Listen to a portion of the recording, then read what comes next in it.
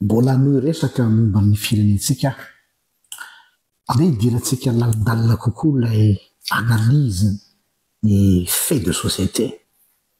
Ny resaka any amin'ny hoe impunité. Ny impunité no zany hoe tsy maty manota no hitako fosotra anankiray manimba ny firenentsika. Satria araka ny zava-misy dia ny système mihitsy no efa paralysé, ny système judiciaire mihitsy no efa tsy mandeha amin'ny laoniny. Raha izay fa anankiray ihany koa dia ity ngamba mety izay koa le hoe au pays du moramora, vitavita ho azy fotsiny edao ny zavatra rehetrarehetra. Ary eto zany dia manainga mavesatra ny journaliste sérieux fa tsy journaleux. Mialatsiny amin'le journaleux ilay mpitady valopy isaky misy conférence de presse dia manoratra article kely brouillon dia avoaka iny dia zay. Fa ho anareo manana en l'essence du journalisme dans l'âme ary mety tsy misy vahoaka. Za zany mangataka hoe tokony ianareo no atao hoe mémoire collective ny vahoaka. Satria zao ny vahoaka mora manadino. Mora manadino izy amina beau discours kabary tsara lahatra rehefa aveo.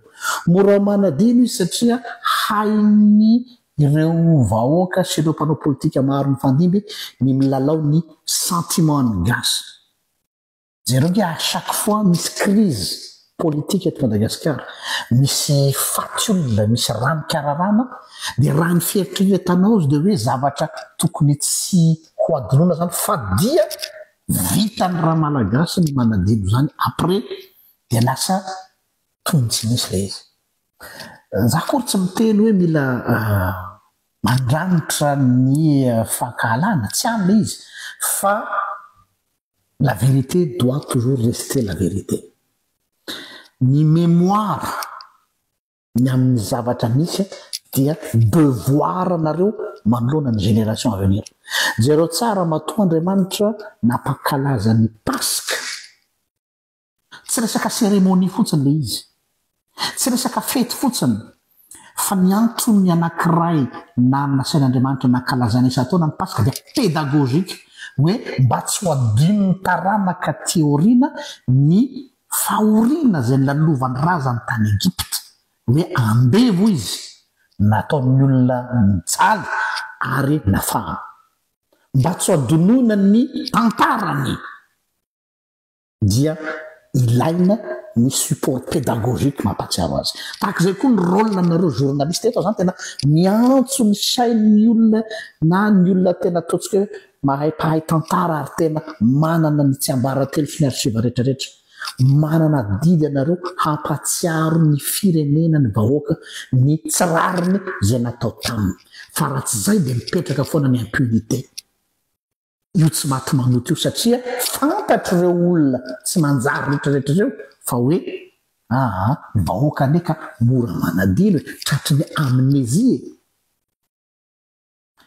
Raha izay faharoa manaraka zay ny tanjona ao anatin'ilay atao hoe mémoire dia mba isinina atao hoe réparation. Mialatsiny za théologiana amin'ny resaka eto ary théologiquement parlant no resaka ihany koa. Ny famelan-keloka dia tsy hoe akipy ny maso dia tahaka ny tsy misy, fa ny principe famelan-keloka dia misy réparation ao ambadika. Jereo tsara zao Kahany Zakaiosy, c'est un voleur, un collabo, fa rehefa nifanena tamin'i Jesosy izy dia tsy hoe manenina fotsiny izy, tsy hoe faly fotsiny izy fa napetrana Jesosy dia tofa milamina ny fiainana rehetra. Nitsangana izy dia nalainy ireo zavatra nalainy tamin'ny fanambakana ary nonerany avy efatreny. Zany hoe ao amin'ny lalàna jiosy ny dommage intérêt 4 fois ny dégâts nataonao. Zany hoe misy réparation zay zavatra hoe adinotsika. Donc tant que mbola tsy misy réparation amin'ny dégâts zay nataon'ny olona eo anivon'ny tantara dia tsy ho afaka io impunité io. Ary mba hisiny zay dia mila anareo historien, mila anareo journaliste, mila anareo tsy haiko hoe fikambanana avocat zay mba manana fisainana hoe ijoro amy zavatra mitranga ny ifanometana. Misy zany jareo tsara ny zavatra mitranga na eo amy tantara raisam-pirenena fa misy foana ny collectif de magistrat. Mbola misy ny tsy nandoalika tamin'ny bala, tsy mbola nandoalika tamin'ny mamona. Misy raha malala misy anareo. Ity vidéo ity dia nataoko hanairana ny conscience-tsika hoe soyez la mémoire du peuple, mba hisian'ny réparation ary tsy hiverenan'ilay schéma veriberina le impunité le tsy maty manota.